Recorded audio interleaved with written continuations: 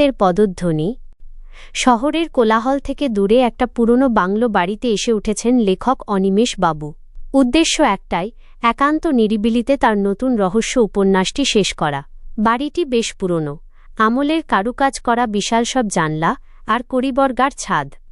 বাড়ির দেখভালের জন্য মাত্র একজন বৃদ্ধ কেয়ারটেকার আছে, নাম রহমত চাচা।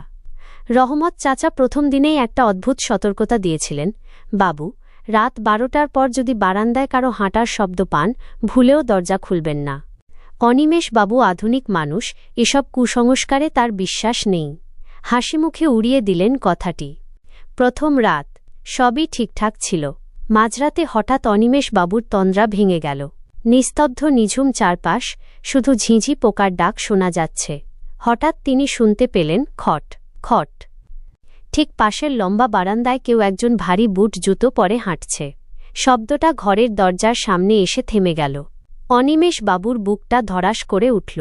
ঘড়িতে দেখলেন ঠিক রাত 12:15। রহমত চাচার কথা মনে পড়তেই তিনি স্থির হয়ে বসে রইলেন। কিছুক্ষণ পর শব্দটা মিলিয়ে গেল। দ্বিতীয় রাত। অনিমেষ বাবু আজ মনস্থির করেছেন রহস্যটা ভেদ করবেনই। তিনি দরজার একদম কাছে চেয়ার নিয়ে বসে রইলেন। ঠিক একই সময় আবার সেই পদধ্বনি, খট খট খট। শব্দটা যখন ঠিক দরজার ওপাশে, অনিমেষ বাবু সাহসে ভর করে এক ঝটকায় দরজাটা খুলে ফেললেন। সামনে কেউ নেই। ঘুটঘুটে অন্ধকার বারান্দা, কিন্তু তার পায়ের ঠিক সামনে মেঝেতে পড়ে আছে একজোড়া পুরনো দিনের ধুলোমাখা বুট জুতো।